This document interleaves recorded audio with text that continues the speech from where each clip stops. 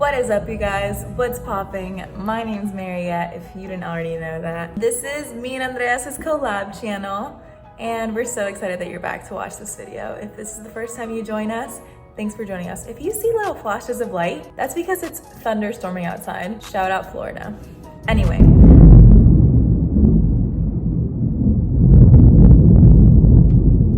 I continue now? Welcome to my life, and welcome to everyone that lives in Florida's life. It was sunny like an hour ago.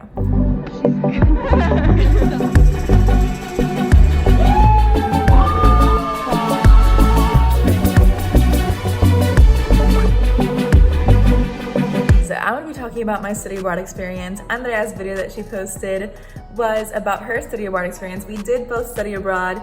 If you haven't studied abroad and don't have plans of studying abroad and you're still in college, I 110% recommend you go study abroad. That is probably my biggest accomplishment in my life. Probably the thing I talk about the most when I talk to people. If you watch my little apartment tour, I slightly mentioned that I went abroad. If you know me, you know I went abroad, and that's it, that's on period. I am gonna run down a little list of questions. It's in my head, I'm not as professional as Andrea is, but here we go. So where did I study abroad? I studied abroad in Barcelona, Spain. I went for a 4-month semester, which was January through April, and I stayed till May 10th because my friends came to visit after and my mom came to visit after as well, and we went on trips after I finished my classes. So how did I choose to go abroad? I was having a tough semester at school, and I was just pondering and pondering. I was like, I should go abroad, I should go abroad, I should go abroad. And Andrea had just gone abroad to London, and she was my roommate at the time. And I was like, I'm gonna investigate, let's see what's popping. So I went to the FAU Education Abroad office, and I talked to an advisor, and they just let me know that I could go abroad for spring 2019. And I was like, let's do it, sign me up. What do I have to do? Where do I have to go? Who do I have to talk to? So I figured everything out, and I was on my way. So I decided October, probably November, I finished everything up. And that's a lie. November, I finished everything up with FAU, but going abroad for longer than what Andreas's 30 days is in England and the UK, but 30 days is in the UK that you don't need a visa to be there for, but in Spain, you can be there for 90 days without a visa, but my program was for longer than 90 days, therefore I needed a visa. A visa is super complicated to get through. I'm not gonna run through that process. If someone wants to know how to go abroad, how to get a visa, all that good stuff, subscribe to our channel. We'll probably make a video about it at some point. I did work at the FAU Education Abroad office, so I do know a little bit about education abroad.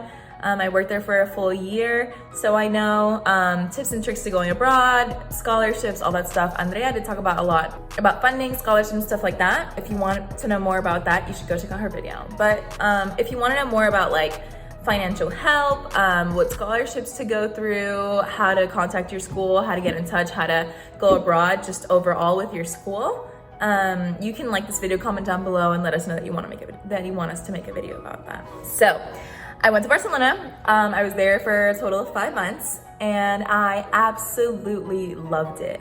It was, like everyone says, life-changing. It really was. Study abroad really does change your life. It opens your mind to so many things. It makes the world seem so small and so discoverable when you go abroad. Traveling is so easy once you're on the other side of the world, and so much cheaper than it is over here. So you can talk to anyone that's gone abroad, and I'm sure no one has a bad experience. Tips and tricks for before you go. Before you go, make sure you have all your paperwork figured out. Make sure that your passport doesn't expire until 6 months before you go abroad or 6 months after the date that you return from going abroad. Your US passport needs to be valid for 6 months after the date you're supposed to return from abroad, or else you cannot travel abroad. So that happened to me. I didn't realize I needed to get a new passport, and it was super last minute. 2 weeks before I went abroad, I was like, I need a new passport, and I literally had to expedite a passport, get a passport in 2 days. So it was crazy.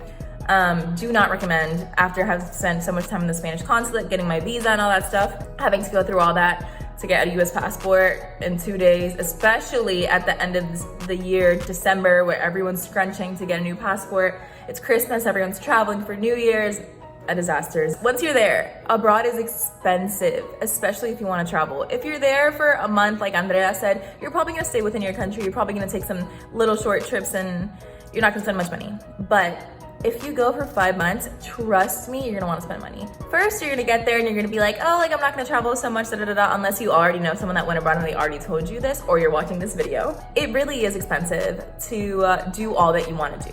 You're not just gonna wanna stay in your place, in your little town. You're gonna spend 2 weekends there, maybe 3, and you're gonna be like, okay, I'm done. I know Barcelona head to toe, even though you don't, and you will go on and discover weekends that you do stay home. But it's amazing to travel, and I would recommend you making a budget for just your traveling expenses before you go. So my parents were kind enough to fund some of my travels individually. So like my dad would fund some, my mom would fund some, and I did save some money up to go study abroad, but not as much as I should have. Things to keep in mind when you're making that budget: flights, hotels or hostels, wherever it is that you're staying. Also, if you're staying in a hostel, reviews. Read reviews. Make sure it's clean, make sure it's in a good location, and just make sure it has good reviews. Hostels, Airbnbs are good. I know now with the coronavirus, things with the Airbnbs are a little weird because they need to be like cleansed and stuff like that. But hopefully by the time you go abroad, coronavirus will be something of the past, or something that you need a vaccine for and be fine for. So yeah, that's something I would recommend. Flights, hotels, or like the place you're staying, food that you're gonna be spending there, and anything you do there that like you're gonna spend money on. For example, nights out. Like I would always put aside at least like $50 for like however many nights I was gonna be there. I would put out $50 for like that whole weekend to go out. Transportation, and once you're there, are you gonna take the metro? Are you gonna move in public transportation? Or are you gonna be using Ubers and taxis more, which are gonna be more expensive? So you need to figure this all out before you visit this place. And just read reviews about the place. Read reviews about traveling there and all of that good stuff. I talk about traveling so much because I think that was my favorite part of going abroad, was how easy and accessible it was to travel. Another favorite part about going abroad was the fact that I met so many people that I hold so near and dear to my heart, even now, a year and a half after I went abroad. I went abroad alone, which is crazy to say. I didn't know, but a lot of people don't go abroad alone when they go abroad for a full semester. Usually people go with someone from their school, a friend, someone that they've been wanting to go abroad for a really long time with, or they go with like their school program that has like a bunch of people going together from their school. But when I got there, when I was going abroad, I didn't even think about that. I was like, I'm going by myself, I'm gonna discover who I am, I'm gonna love it, I don't need anyone. And then once I got there, I realized that everyone had a little buddy. Like in my first period class, everyone was like linked up with someone already. I was like, why are these people like talking to so many people? Like, how do they know all these people? Like, what's going on? And then I figured out that just all these people had come together and like already had all these friends. And I was like, what am I gonna do when these people already have friends? Like, they don't need me as a friend.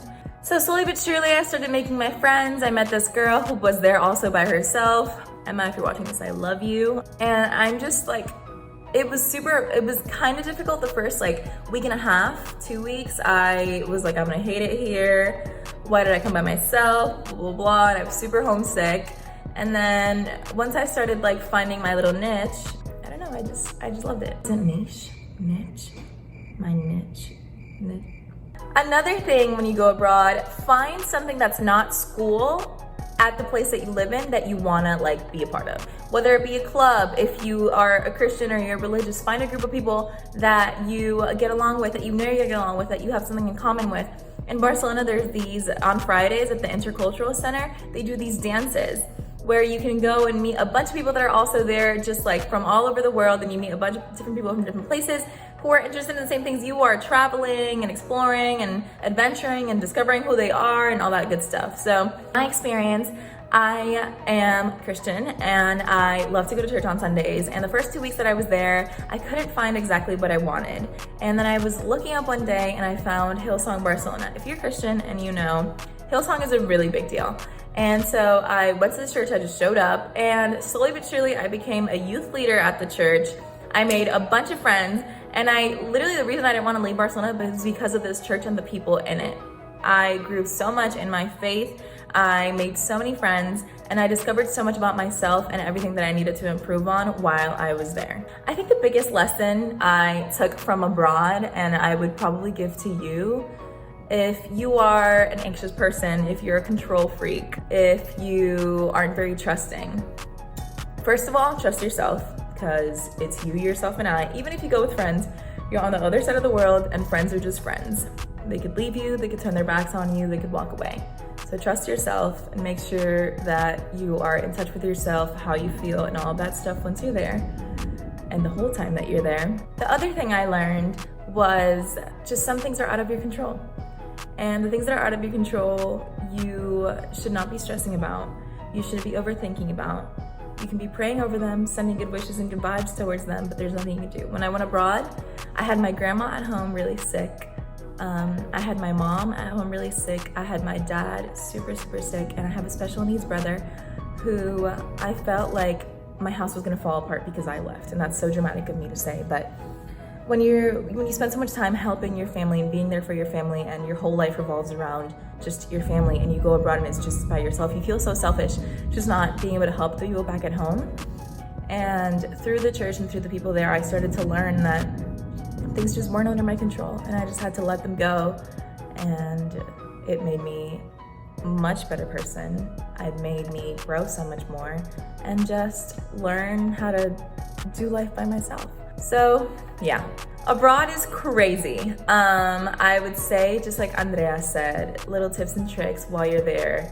Save your money, journal, talk to your friends from home. Do not disconnect from people from home. Make sure you build long lifetime connections, because you're gonna wanna go visit these people later on. Take classes that are gonna enrich you while you're there. So like if you go to Spain, take a Spain history or like culture class, take a Spanish class, like learn a new language while you're abroad, or practice a language that you've been learning your whole life.